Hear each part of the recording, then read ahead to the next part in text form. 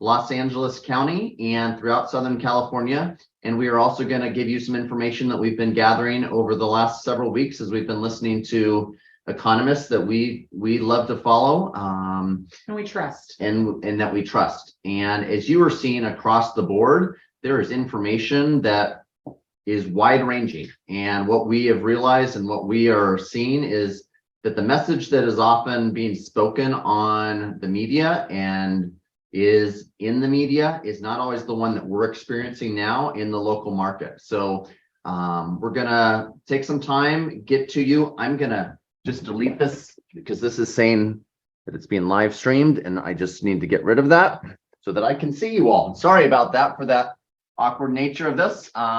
But we're live and we are here. We appreciate you joining us on Instagram Live, on Facebook Live. We are the Berns team. We are a local team in Southern California. There are 12 members of our team. We've got Laura, Colin, and I who are on the sales team. And then we have an operations team that is robust with 9 folks, Melissa and James and Mike and Maddie and Victoria and Jude and J-Rod and is there anyone I'm forgetting? I went through all of that. So we're a team of 12. Over the last, each of the last 7 years, we've helped more than 100 families with their real estate needs here in Southern California. And we're very detail oriented. We like to track the numbers. We like to know what's going on. And so we want to come with some value to you tonight. And those that aren't watching tonight, you can go back and review this. So, yep. And as Jason said at the top of this, when we kick this off, full disclosure, we are in our own home and we have 3 kids eating dinner in the other room and a crazy dog. So one of us might have to step away, but that's real life. And that's how we are. We are our genuine, authentic selves, as is our team. And so we just want to make sure that we're coming to you. So really the driving force behind tonight is what Jason exactly said. Is the narrative correct? Are you, what you're hearing, what you're being fed through your social media outlets, and of course on any of the internet platforms for your news, is that catalog information really what's happening in our local market and what are you seeing? So for us, it was truly important to take our 3 of our favorite economists and of course mentors in the business, listen to them and then decipher and bring that data back to you. So please know that some of the things that we say tonight, these are being pulled from multiple different resources. If you'd like more information on a certain topic, you can reach out or you can utilize the chat boxes that we have on any of the streams tonight and ask us any questions. Typically, the question you have in your mind, somebody else is thinking. So most people are too apprehensive to actually ask. And we are ones to say no question is a bad question. And we want to be the resource of all your answers and all your questions. So you can post your questions on social media, on Zoom, on any of those platforms. And we have our team there to help us get that back to you. But what Laura and I have both realized and what we are hearing from those who are actually in the industry, what we're seeing and hearing in newspapers, on TV, and social media is different than what we are experiencing now. The other disclaimer is that real estate is really local. And what may be happening in the Midwest may not be happening here in the San Gabriel Valley. And what we're having happening in San Gabriel Valley is not what's happening in the coastal communities, the Santa Monica's, the Manhattan beaches, Redondo Beach. And so we've grabbed some of those numbers for later that we can go into. We can pull the numbers for any of you on any of your communities. But we are in a shifting market. The reality of real estate, the typical trend over the last 70 years is we typically have about 7 years of the market climbing, and usually have 12 to 18 months of a bit of a correction. And then another 7 years of the market going up. Well, what's happened? In 06, 07, we had the crash that of historic proportions. And since sort of 2008, we've sort of seen the market continue to climb. And the correction of that 12 to 18 months in 2014, 2015, it did not happen.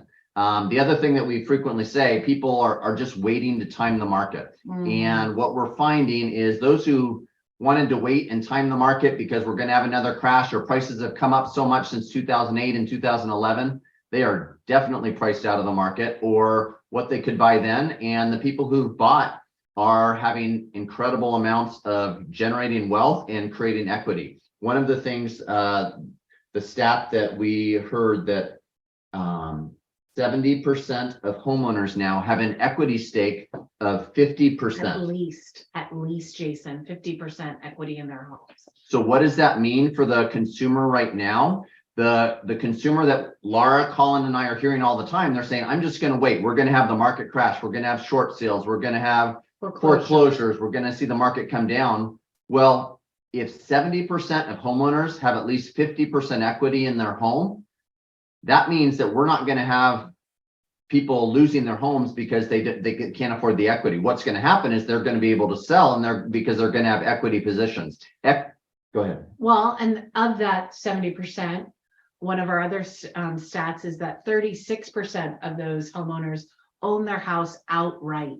So people are not in the same financial position where they're underwater in their home, or a mass quantity is underwater in their home like they were in the previous years of our correction and our previous market correction. And if we were going to have the true correction, we all sort of expected what happened March of 2020, COVID hit, and we were expecting, okay, this market is going to go down. It has to go down. We're overdue for a correction. We're overdue for what we'd like to call a shift. And what happened? We had about 3 weeks of the market shifting in Southern California, and then it went bonkers. The properties that we launched at that time, we were still having 13, 14, 15 offers, and that has generally continued over the last 3 years. As Laura likes to say, we've had sort of a couple different 3 to 4 week blips on that, but overall the market has really continued to rise. Again, those blips were so coming right out the beginning of COVID, that 3 week period of people wondering how long will this really last.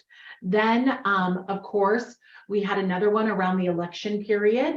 And with the election, there became uncertainty of either way of where the economy would go. So people pulled back in moving forward. The number of sales decreased and the days on market increased for that 2 to 3 week period as well. And then, of course, when California opened its floodgates to allow travel again in the COVID time period, that's when things went robust. And I felt like pretty much all of Southern California was in Hawaii at one time. Because the consumer for a couple of years, what were they doing when they were at home? Home was so important. They were spending their time on Zillow, Redfin, betterwithberns.com, and other websites for real estate, and looking at the home values and seeing them just continue to go up. They were so intrigued. And all their money could go into a home purchase. They were not deciphering and utilizing their money in other ways. Yes. And then, so we had that time where in California, the travel limitations got released. And so everyone started to travel. So we've had these couple times, but overall the markets continue to rise. Yes. Well, what did the government decide to do? Last June, the government said, this market is crazy. We've kept rates artificially low. And so now what we're going to do is we're going to raise the interest rate by 0.5 to 3/4 of a basis points. And what we've seen since last June, and really in August is when we started to see it in our local market, is when the market began to shift. And we really began to feel that shift in our local market. Because up through COVID, we've seen the market continue to climb. Last August, we began to see, okay, something's different about this. Things started to curve. And what really happened is that through the COVID time period, so much money from the government was being pumped into the economy that, of course, there and supply and demand of surplus and goods, more and more money was going in to try to get things. So prices were rising. So with that, inflation started to rise as fast as well. And as that continued to rise faster and faster, then of course we started to get an issue, and it was kind of like a perfect storm. With that being said, as Jason said, the government has flat out said multiple times, one of the best ways to control inflation, and as they say, the levy of inflation the lever. Thank you, Jason. The lever of inflation is to utilize, of course, interest rates as that lever to change things. So with that being said, we started to see last August started to see those increase within the Fed basis points. And I really think, Jason, it's really important to specify, because some people who are watching this and some of our clients are newer to all of the economy here. So 100 basis points equals 1% of interest rate. And 1% increase in interest rates is 10% less buying power for the consumer. So we had rates 3%, and when it went up to 4%, that's 10% less buying power for the buyer. So what did that do for the buyer, especially the buyer who's just been in the market or following the last 10 years is, oh, interest rates are so high. Well, then what happened? It went up to 5%, it went up to 6%. Well, if you look historically over the last 70 years, we are still at or just under what the average interest rate is. So I think we were about 6 3/4, 6.875 is sort of your average interest rate over the last 60 to 70 years. And now we have interest rates, high sixes, low sevens. So while the consumer who's only been shopping for the last 5 to 10 years thinks, oh, interest rates are so expensive, it's really not about interest rates being so high. We've had times where it was 15%, 16%, 18%. There are some people who are still saying we may get up to 10% interest rates. We're hearing that less and less, but it's really not about the interest rate. It's about what people can afford and what people can purchase. And well, and I also think there's a little sticker shock at first, and that's understandable. So going back to after August, what did we see a year ago from this time period? Then going into the holiday season, we saw a slowdown in our local market. And we saw it because interest rates shot up to a point where buyers just were unaware and hadn't seen those rates in quite some time. And as Jason said, you lose 10% of purchasing power. That also means your monthly payment increases by 10% with every 1% interest rate increase. So for some parties and some buyers, that was a hard feeling to grasp in buying something where historically in the last few years, interest rates have been so much lower. So when buyers said to me and Colin and Jason, when is the best time to buy? We typically say, if you eliminate COVID from the conversation, it would usually be in the holiday season, November, December, January. And that proved itself right this last year. We became back into a seasonal market this last year. So last November, December, January. It was fascinating to see how properties actually days on market stayed on. And it was one of the best times to negotiate for our buyers that we've seen. And I want to say over 12 to 14 years. It was really, truly exciting. And so we were starting to see some opportunity for our clients and with our buyers hat on and really get some great deals in that first part of 2023. Then what happened, Jason, in the spring of 2023? Sorry, I was thinking about something else that I wanted to say. So I'll let you go ahead. Marriage, he's just kidding. No, so going back to it is all of a sudden after February and the start of March, what did we start to see? We started to see another indicator going back to a seasonal market of properties. Then buyers started coming out of the woodwork again to want to see properties, and the supply did not change. The supply stayed the same. So more buyers entered the market and the supply maintained at a low aspect. Typically in our local areas, we're in a supply that's probably about 1 to 3 months of inventory.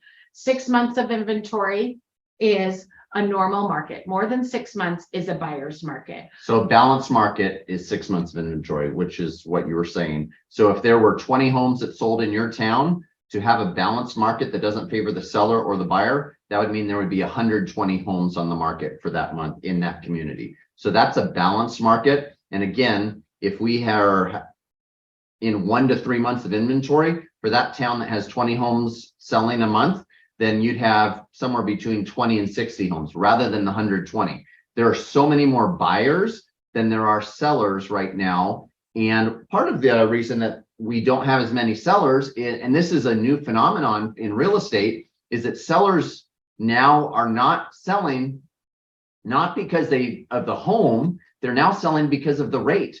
that people are in rates of 3% to 2.75%, and they think, okay, my children have moved out of the home. This is a 6,000 square foot home, and I now only need 3,000 square feet. But am I going to sell the 6,000 square foot home to go into a 3,000 square feet where my interest rate is going to go from 3% to 7%? It has sellers sort of in that panic and that concern. So what we're anticipating is the market will shift because, again, no one really knows. We've got people predicting things all across the board. Interest rates have just shot up a little bit more. But what we are anticipating, and we have some of the economic prognosticators who are saying that we're going to see interest rates by the fourth quarter dropping down into the 5%. Some people are saying it will be second quarter of 2024 before we begin to have interest rates drop, but interest rates will not be staying where they are. Again, it will come down. What happens when interest rates get down to that 5% rate? Well, what are the sellers who are at 2.75 or 3%, and now we're at 7%? If interest rates get down into the fives or even mid to high fours, then they're under 5. Then they're going to start to think, okay, now's the time to sell. So what's the seller going to do? They're going to think, okay, now I can sell because it's not the 7% or 7.5%. It's now in that more reasonable, we're going to downsize or we're going to upsize. It could be the same way, where reality is a family who bought a home when they didn't have any kids, and then they have 2 to 3 kids. They're having the same question of, do I buy a new place but my interest rate is going to go from 3% to 7%? Well, at some point you can't have three children in a 2-bedroom house and live like that. So they're going to have to do that as the kids get older. They need their space. So we're going to see, and we really hope, and we're anticipating that the inventory will increase at some point. But I don't think any of us are thinking, because we're in such a housing shortage here in Southern California, we're going to get anywhere close to that six months of inventory. No, we haven't seen that in, I would say, Jason, it's been decades. I remember the market when it was a buyer's market, and there was financial distress involved in that. So the economists are not predicting that. What they are predicting is that the market will go back to, as we saw this year, a little seasonality. The COVID market has moved away, and we have moved from that.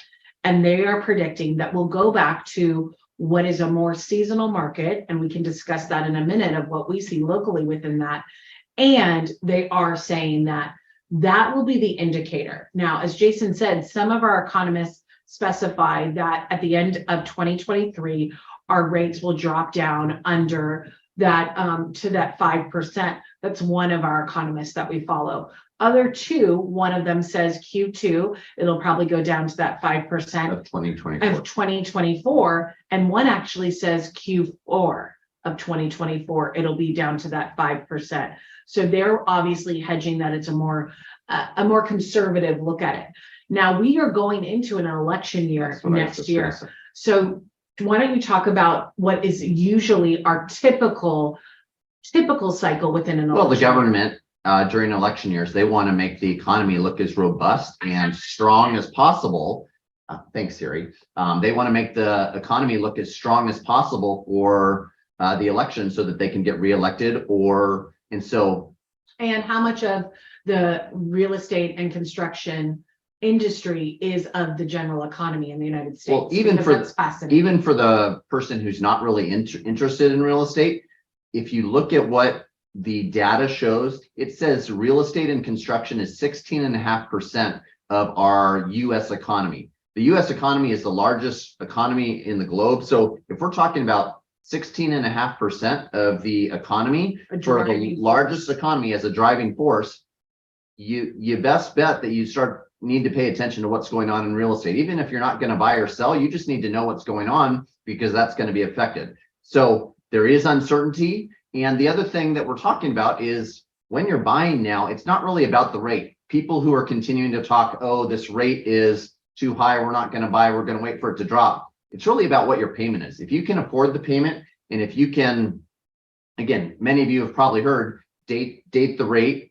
marry the home, where you're buying the home that you really want to be in. interest rates will go down, whether it's end of this year or whether it's second quarter next year or fourth quarter next year, they're going to go down, and then you can refinance, and then you can, at that point, have your payment go down significantly by refinancing. That's what so many people did over the previous years, and that's why so many people have such a strong, as prices continue to rise, people have such a strong equity position in their homes and are creating wealth for their family. Yeah, no, and so, I mean, it really goes back into that our regular supply and demand. And locally, we've been at such a low supply that it has created and really, I want to say, extended that demand for the consumer. And so we still are seeing multiple offers.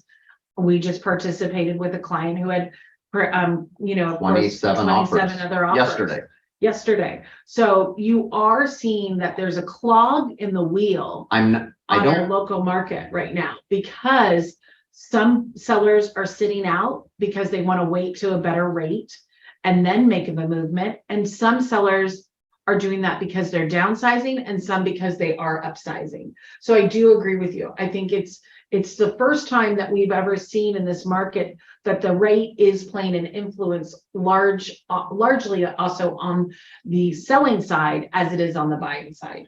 And it begs the question is, are we going into a recession? And again, we continue to have varied opinions on that. I think Goldman Sachs says that there's a 20% chance that we'll be going into a recession next year. We have one economist who says that we're likely going to, at this conference we were at last week, that we're going to have a rolling recession. What is a rolling recession? That's not something we've ever experienced, but there's going to be certain areas of the economy which are going to feel a recession, and there's going to be certain areas that aren't going to feel a recession. Again, and I would also say, if you want to break that down, Jason, into our industry itself and real estate, we're already seeing recessions in certain parts of the real estate market across the country. We happen to be in a coastal and geographic location where those feelings of the recession are not to the same degree as others. Yes. So what we're experiencing in Southern California is not nearly as big a shift as some of the other agents in this top mastermind across the country are experiencing, for sure. So, but you were going and talking about how the Fed, other economists are specifying when. One of our economists says, and this takes a step back, is that you have to remember the Fed is always fast to raise rates. They're fast to that because they want to get in front of it. And then, of course, they're slow to adjust it down because they want to see the stabilization. Now, there's a ton of news reports right now that says inflation is falling and falling quickly. But notice we just had another rate hike. The Fed increasing of their basis point doesn't necessarily reflect the mortgage rates. What it does mean is it basically says what the government, it'll cost banks to borrow money from the Fed to then lend money to the local consumer and the regular consumer. So those mortgage rates are going to be variable, and it depends on the risk that's involved with that. Also involved, as we're seeing rates slightly jump up, is that basically you have to remember that our credit grade as a whole just declined. So there's a couple influences that are playing a role into mortgage rates increasing right now. But what we anticipate is, as this inflation comes down, that the Fed will slowly lower those rates, and that could send us into, one of our economists says, a mild recession overall. Now that means no growth on the GDP. Yes. As we look at the real estate market across America, the number of transactions last year in 2022 was just over 5 million.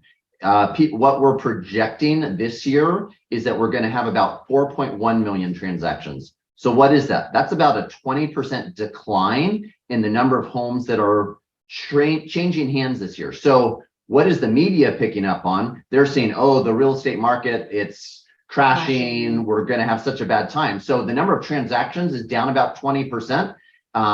What most prognosticators, forecasters are saying is next year in 2024, we're going to have another $500,000 transactions, probably get up to 4.5 to 4.6, 4.7 million transactions. And then by 2025, we're probably going to be back above 5 million, which will get us to the place where we actually have more transactions than ever before, almost at our all-time high. So the market going forward is really promising. We are super excited because we're going to continue to help people. Also, the reality is so many people got into real estate in this business and felt like, okay, we don't really have to do anything. And we're having lots of people leave the industry. And there's lots of changes. The real estate industry is changing. That's not pertaining to the consumer, but there's so much tech there. There's so much information for the consumer that we love. We love that we're working with clients who are the most educated on the process and what they're looking for. It really allows us to team up well to support them in their needs. Well, and the whole reason why you talk about the number of transactions and per sides is because that's another indicator and projection on where inventory will go and how it is going to be freed up as they anticipate over the next 24 months. In most of the local markets, so I pulled information on some of the local markets, Pasadena and Altadena in the summer months this year. In 2022, there were 283 transactions in June, July, and August. So far this year in 2023, in that same time frame, we're at 210 transactions. So again, that's about a 30% decline from 2022 to 2023. Here in La Cañada, where we live, in January of last year until August of this year, there were 159 homes that sold. In La Cañada this year, from January to August of 2023, there's only been 92 homes that have sold. So from 159 to 92, that is almost a 60% decline in number of homes sold. In Studio City, January through August of 2023, there were 145 homes sold. In this year, there were 92 homes sold. In Santa Monica, there were 146 homes sold in 2022. This year in 2023, there's been 112 homes sold. So again, we're seeing 20% or more decline in the number of homes selling in these communities, from Santa Monica to Studio City to Pasadena and Altadena to La Cañada, some of the communities that we've been able to help people this year. So it's interesting information. When you look at it, we're definitely experiencing it. Prices have come down. Average price per square foot in Pasadena, Altadena went from $840 to $832. In La Cañada, it's gone from $958 to $925. In Santa Monica, it's gone from, and again, for those people who are across the country, you hear these numbers, it's sort of bonkers. But in Santa Monica in 2022, your average price per square foot was $1,605 a square foot. This year, we're at $1,514 a square foot. So crazy numbers, no matter what you look at. But we are seeing, this is part of the shift. But what we've heard in the last several months is we've probably already hit the bottom. Most of the people are saying that we've hit the trough. We've hit the trough. Don't wait any longer. We are seeing the data to say that it's come down, but we are now seeing, again, the place that we wrote an offer for a client yesterday, we had 27 offers on it. You're not going to see that reported in Yahoo News or CNN or ABC News. That's probably not even in the Outlook or Pasadena Now. Yes, or for our local market. Those aren't things that are being reported because, again, and this is not to criticize the news, because we've got lots of clients who work in the news, TV and print media, yet the sensationalism of news and media is high. That's what gets people to open the door, gets people to read the articles, gets people to click. Again, some people call it the clickbait. That's not really the market that we're seeing and we're experiencing. It's competitive. We don't have enough inventory. We're at 1 to 3 months. Well, and I think what you're also talking about is really, what are you looking for as the long-term investment? So when you're looking into a single family residence or real estate to buy, whether it's units or your own primary or secondary home, it tends to be a longer term investment. And that's really what everyone is talking about. All the economists are saying is invest, go ahead, invest, but look at it as a longer term play, because basically, as you saw the trajectory, home prices continue to raise. You've got small corrections, which we've experienced, which we're in this small correction right now. August. since this last year, exactly a year, and yet values will continue to rise. So really if you want to time the market, as we said, which is so challenging to do, it's in these corrections where you really want to make a move and invest into it. And that's what we want to articulate is, okay, we're here in this market, rates are fluctuating, yet we project via our economists that they will be coming down. And yet you've had a little bit of a drop off of price per square foot. So really now's the time to jump into home ownership. The hardest challenge is identifying a home and really getting into the inventory. I mean, I would imagine that Colin would say the same thing. And I know you do feel that pressure too. For sure. For sure. People aren't sure where to go. They're afraid to put their home on the market because of lower interest rates. They're not sure where to go. There's no inventory. Again, in California, everyone says, oh, there's been a major mass exodus. I think a year ago when we did a Fireside chat, we talked about the numbers from the previous year was the largest mass exodus out of California. And yet we still had the most number of homes sold in California in that year. And there still was a shortage of inventory because there wasn't new construction, there wasn't new homes that were being built, and there wasn't enough homes that were on the market for people to move into. So a market that we are seeing affected is the second home market. So again, in COVID, we saw the second home market go crazy where people were buying beach communities, mountain communities, accelerated prices. So those second home communities, we are sort of seeing a bit of a shift in that. In the shifting market that we're in, what we experience, the first things to get affected are condos and townhomes, which are adding days on market. Again, from last August to this August, we definitely have seen days on market increase. We have seen average list price to sale price go back down to more reasonable numbers. We're not seeing the 140% list price to sale price, 127%. There are the oddities, but we're now in sort of the 98 to 102, 103% of list price to sale price for those people who are listing here in Southern California, except with the Berns team, where we're a little higher than that. Anyway. But no, I think that brings a good point. So what are we seeing in today's market? We're still seeing competition. Majority of the properties are being priced right at or slightly under the market. If they're priced well and of course presented well, then we're experiencing multiple offers, typically in the low multiples, somewhere around 8 to 10. Obviously the anomaly for what a client experienced today and yesterday is a little bit different. But with that being said, 8 to 10 offers, we are still seeing appraisal contingency removed, shortening of the loan, shortening of the physical inspection, a fast close, 30 days or less, typically somewhere between 20 to 30 days if it's a loan. All cash would be even faster. And you're still seeing, buyers have to do things of trying to sweeten the deal for the seller in some cases. Yet, once we're under contract, we're also seeing large requests for repairs. And why do I mention that? I think that's really important to say, because it's important to say that for the sellers out there, they're starting to experience buyer fatigue. Buyers that have jumped through every hoop to get the home, buyers that have gone through the COVID market, they're exhausted and now they have higher interest rates. So when they get their reports, and they will typically do 5 to 7 different type of inspections on homes right now. And then of course, plumbing, general, roof, chimney, foundation, termite. Those are just the norms.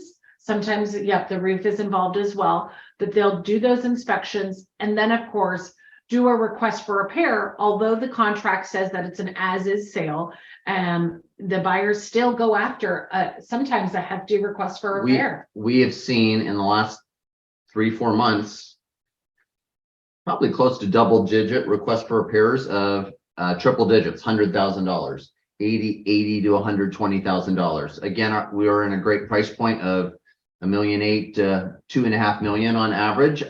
Yet $100,000 request for repair or credit request, sellers need to be aware that is sort of the market we are experiencing. And that's one of the signs of the shift is if we shift back to more of a seller's robust market, we may not be getting those requests. But when someone finds out that the foundation isn't there and it's $90,000, or that there's a major issue. A couple years ago, you couldn't do anything about that, but we are now seeing buyers able to negotiate and get credits. I agree. And of course, then, as I said, we are still seeing the multiple markets of multiple offers in the sale market. What we're also seeing though, Jason, and I think this is also an indicator of the market and the lag within the market, is in certain communities and certain price points on the higher end, we're starting to see sellers lease their home versus sell their home. So all of a sudden, for instance, in La Cañada, when in June, at end of May, beginning of June, there were very few 3 to 4 bedroom lease options for the La Cañada community. All of a sudden, there were 16 other options ranging from a price of $6,500 a month to over $15,000 a month. It flooded the market. So why are we seeing an increase in luxury properties actually come on the rental side of the market? It's because that people don't want to sell. They don't want to sell because they don't either want to get rid of their interest rate, or they want to hold off until the market gets a little bit stronger again, where they can then sell the property. We've been talking a lot. Are there any questions that people have brought up that we can clarify or bring? We've got J-Rod here who, again, we can't really see the screen. So if anyone can. I have. So we have a question from McAllister2925 on Instagram, who asked, I had a friend tell me if you sell a rental property, you have to pay lots of taxes and fees. So essentially, there's less incentive to sell a rental property. Could you speak to that? Great question, because one of the wonderful, first of all, I'd recommend reading The Millionaire Real Estate Investor. That's a wonderful book for that question. If I were to pivot back to one of the things that got me into real estate when I was a tennis pro working at these high-end resorts, teaching people across multiple industries who were very successful, and they were paying to be on the tennis court. I would often ask them, what was the secret to their success?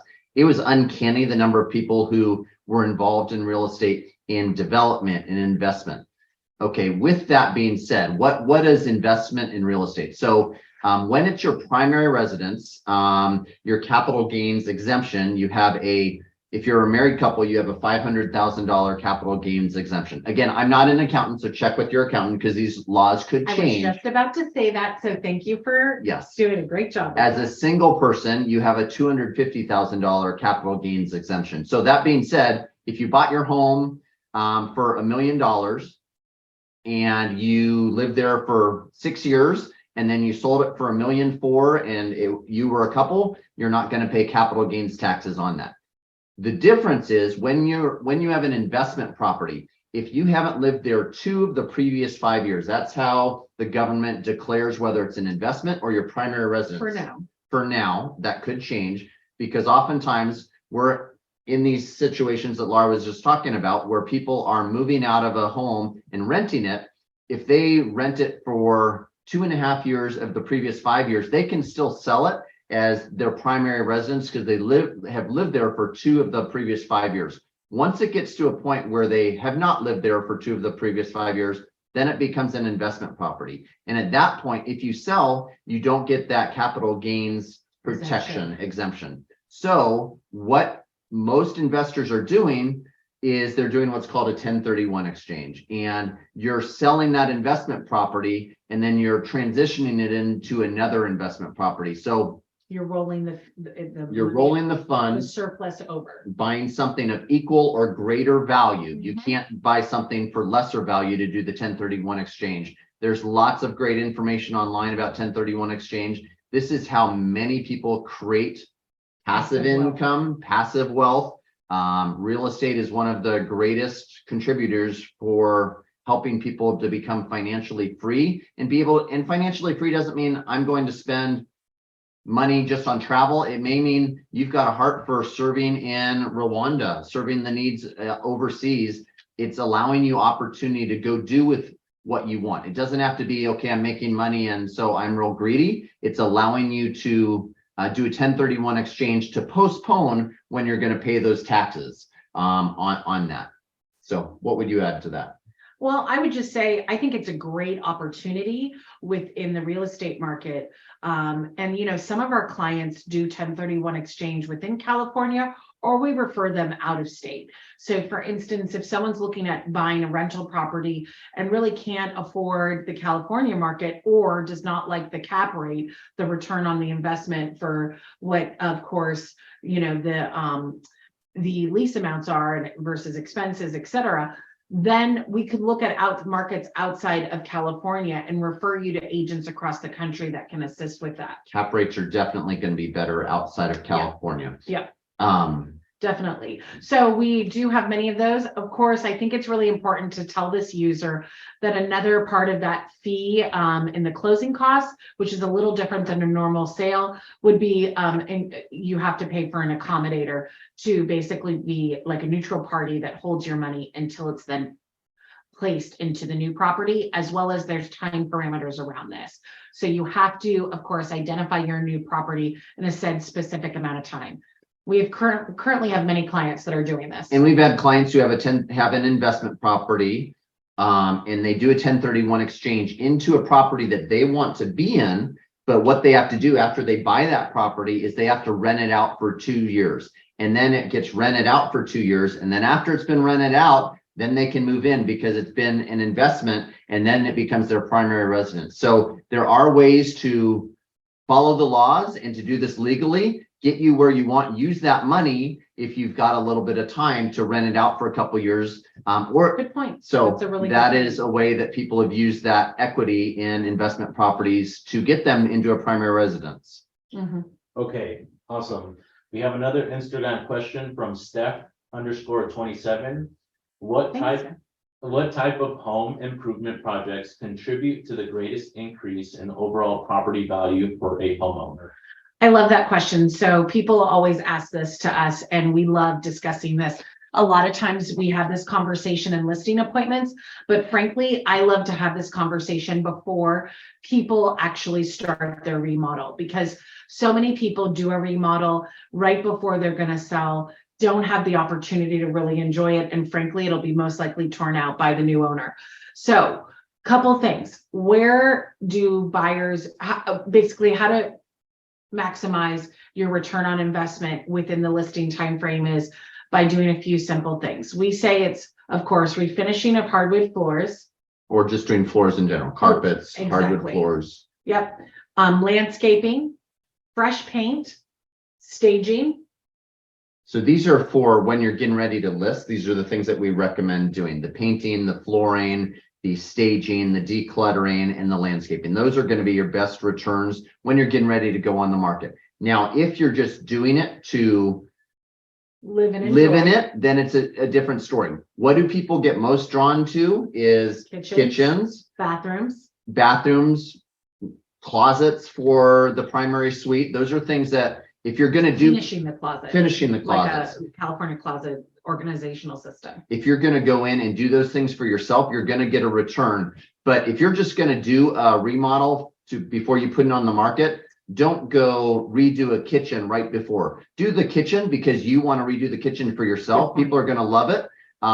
But we've seen a couple of people shoot themselves in the foot by doing a major remodel on the kitchen right before. That being said, okay, is flipping a little bit different, because flippers, they're buying it on the margin. They're buying it on the price point that they're getting it at least 20. To be a flipper, you've got to buy it at least 20 to 30% under market. And then at that point, you are going to do the kitchen, because then that's what's going to draw people. You're going to redo the floors. You're going to redo the bathrooms. Those are going to be things that draw people. Again, seeing an updated electrical panel, seeing updated plumbing, those are things that people don't emotionally connect to. It's not tangible. They So utilize it and it's great to have, but it's not as tangible. I would also say another thing is that in our local market, if you do not have air conditioning, I think air conditioning is actually a great value add. Or if you have, let's say, a 3-bedroom, 1-bathroom house, and you can add a secondary 3/4 bathroom or a half bath, A powder room creates great value and appreciation as well. Now, if you need any referrals for any of these services, we've got great vendors that we've vetted over the years and happy to refer you to anybody. We love all of our vendors. The other thing in Southern California, which has been super valuable over the last couple of years, is that the government has become a lot more permissible with ADUs and having secondary units, because you've got rental income, and that's become a lot easier to do. It used to be people would hide it and the city permits. So it's become a lot more Acceptable. in vogue and acceptable and encouraged, because we're in such a housing shortage, that for them to have a second unit, to have an ADU. So that's definitely something that I would say is a huge value add. I wouldn't go do that just to sell the market. So again, the difference between just putting a home on the market to list and doing things to really add value add, I think we've sort of talked about both of those things. So hopefully that answers your questions. We have another question. Explore LA Living asks, is there a benefit to making improvements to a property prior to selling? Well, I think we kind of touched on that point a little bit there. In 2013, do you want to share? No, go for it. Okay. One of the things we did, so often we're helping clients who've been living in their home for 40, 50 years. Mhm. And what has happened to trusted. real estate in the last 40 to 50 years? It skyrocketed.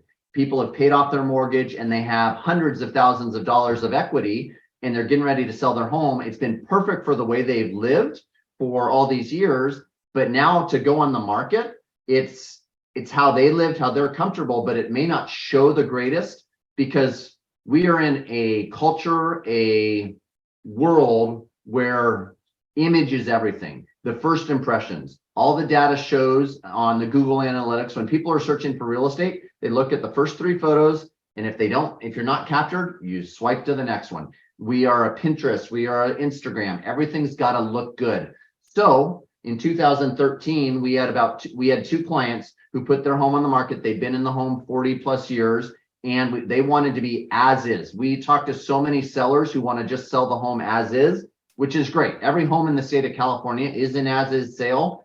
But for us, we realized when these 2 homes sold, we got them a good price. And then people came in, they bought the home, they redid the floors, they painted and put it back on the market, and they made an extra $50,000 to $100,000 in those 2 sales. Laura and I looked at each other and said, that breaks my heart. These people have been in their home for 40 plus years, and they didn't. What would it be like if we could get this type of return, if we did the work for them and we could get them this return? So the original homeowner didn't lose out on that equity that someone else got for being there for 3 to 6 months. So that's where we created our transformation arm of our business. We have Mike, who's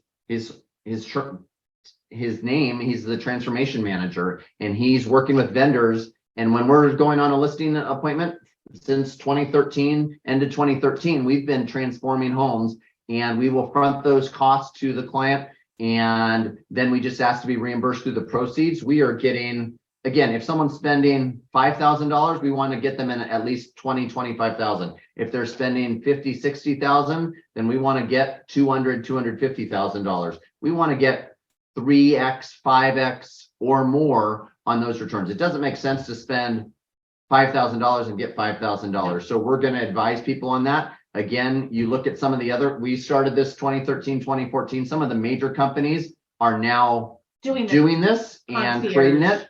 But they also do charge a 1% or higher fee to do that.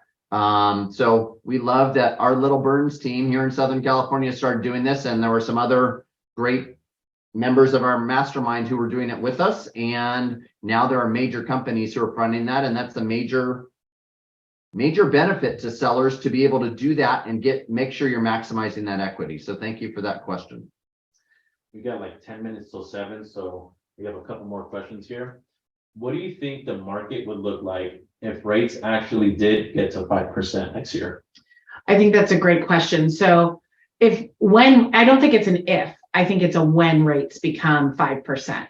So really it's what is it? And as Jason and I said, we have 3 different economists that are predicting 3 different times. One for the end of 2023, one for Q2 of 2024, one for end of 2024.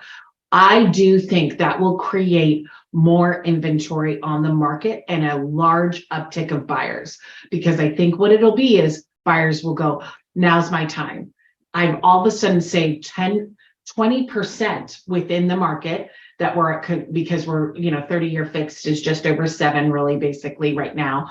That 2% of interest rate points, I actually can get in the market and look how much my monthly mortgage will jump 20% down. more buying power. So all of a sudden they'll jump in. What does that also mean? It also means that if they were looking, let's say, at $1.4 million home or $1.5 million home, all of a sudden they're going after the 1.7 home. So you're going to see them get more competitive. I do think that will mean the market gets more competitive and it'll shoot back up into the multiple offers, probably more of the 25 or so, and get aggressive again for those buyers. I think they'll be asked to jump through a lot of hoops again. And when who's that happens. who's that buyer that we are anticipating is going to flood the market?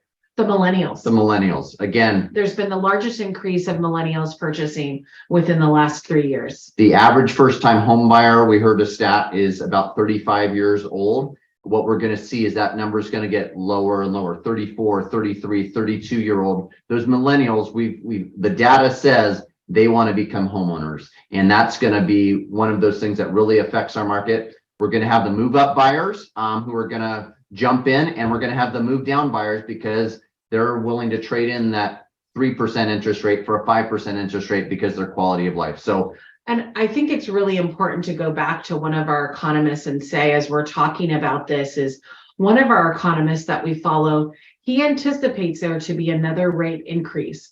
And he said he wouldn't be shocked if a 30-year fix is over 8%. And that could be by the end of 2023. and even at that point, it's always a good time to be looking to buy real estate, the right home, no matter what the interest rates are.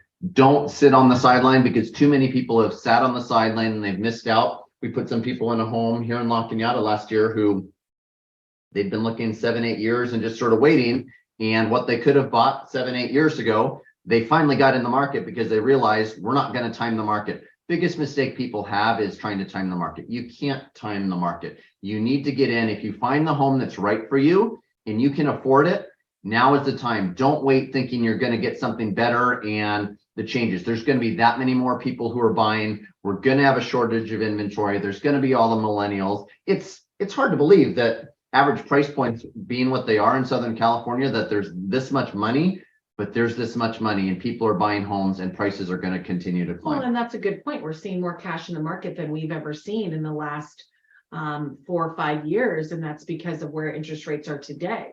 So you may have, back to this question, less cash in the market, but people stopped their cash in the COVID time and they weren't spending money in other auxiliary expenses. Their house was really it. So they saved a lot of money, and you're seeing that money right now within our local market today. What else? All right, we have another, this one is more of a comment, but it's more of, do you agree, and what are your thoughts on this? Recessions are good for real estate.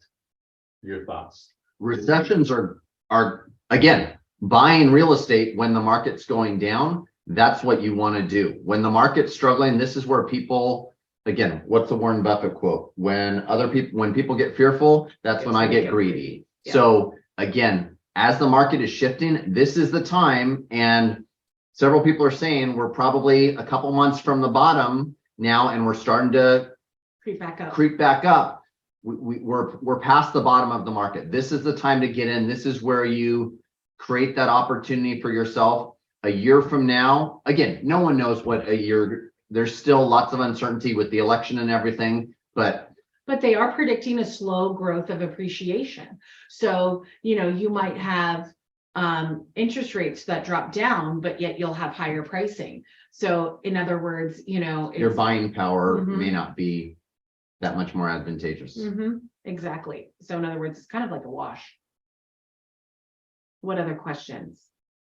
Well, we are about at an hour, and for those that joined us or those that are watching this in hindsight, looking back, we really appreciate you tuning in. We appreciate the opportunity. we love what we do. We are in this to help people. We are in this to learn from others, to partner with other people to make their dreams come true. Again, so much data shows the average homeowner, the net worth of a homeowner is exponentially greater than those who are renting. So if you are renting, then We'd encourage to have the conversation on how to set a plan to put it in place so that in X amount of time you can buy. And whether it's in state or out of state, some of the conversations we have with people at every price point is, if you know, have you now priced yourself out of this market? And do you need to purchase out of state to create the wealth and rent in state? So there's a lot of different multiple ways to skin the cat and create wealth opportunity for you. Obviously, we're truly passionate about this and we believe in it so much. We can talk about this till the cows come home. You guys might not be as interested in it. I think really what's important, the data that we wanted to make sure you heard tonight is that interest rates will fall down. The question is when. How will that influence the market? And they are still anticipating appreciation of values in our local market as we continue through 2024, and then a more robust 2025 within the sales, a number of sales and the pricing. So as you go back to it, it goes, when's the time to sell? Sell when there's no one else on the market because you have more buyers and consumers looking at your property. When is the best time to buy? The best time to buy is when others are fearful. yes, we are not going to have a crash in real estate. We're not going to have another 2006 through 2008. We can stand very confident in that that's not going to happen. And that's what the economists are saying as well. The number of people who have an equity position, as we highlighted before, close to 70% have a 50% equity position in their homes right now. The market is strong. Another factor is there are over 3 million people who are earning $150,000 a year who are renters right now. That's a lot of people making a lot of money who are still renting. We encourage you to get into homeownership. Stop paying someone else's mortgage. Be paying your own mortgage if you can. The hardest part is getting in the market. Even if the market does soften a little bit, again, if you're going to be holding 3 to 5 years, you're going to do just fine. If you can afford the payment, then you can refinance as interest rates drop. It's a good time to be in real estate. Again, be greedy right now. This is the opportunity. If you see a home and you're thinking, oh, maybe I should wait, don't wait. You're going to regret that. That's been our experience. That's what people are saying. People, I would say this, if you have questions about a particular local market or investment opportunities, for instance, multiple units, things of that nature, reach out to us privately, send us an email, a DM, or of course, you can also pick up the phone, a text and phone call, and we're happy to run those numbers for you so you understand the trends and what you're seeing here. We're also happy to take it on a macro level as well, or, micro, whichever you prefer. A lot of people, after we do the state of the market in our local area, ask us for these things, and we're happy as a team to get back to you and make sure that those questions are answered. Inflation is dropping Rapidly. It just doesn't mean that the Fed's going to lower rates rapidly. Yes. So it's a good time. Thank you for joining us. Thank you for your questions. Thanks for participating and caring about creating wealth for yourself. That's what we love. As our team cares about all of our clients, it's really fun to have an evening where you're in our crazy household and you have an opportunity just to talk about the market and learn different things. Our education is important to us so that we can bring it back to you all. So thank you for participating. Feel free to reach out with any further questions if we can be of help. You can find us at www.betterwithberns.com. Follow us on the Berns team on any of the social media platforms. We're gearing up for our big charity giveaway with our 100th family helped again later this year. So we love what we do. We love helping you, and we love providing education and information to walk with you as a team. We consider it a privilege and an honor. So true. Going back to seasonality in this market. So get ready. The next wave is after Labor Day. So it's a good time to start looking again. Thanks, guys. Have a blessed night. Bye now. Bye.